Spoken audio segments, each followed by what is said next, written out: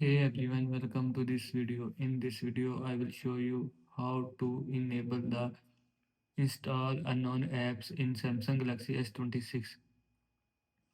So first of all, open settings. Now in settings, scroll down, click on security and privacy.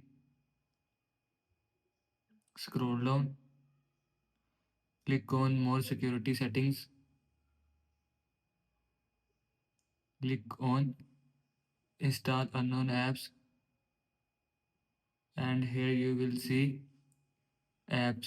Select app that you want to enable install unknown apps. After selecting app, turn on this button.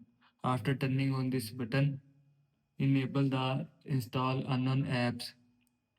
This is how you can enable the install unknown apps in Samsung Galaxy S26. I hope you like this video and thanks for watching this video.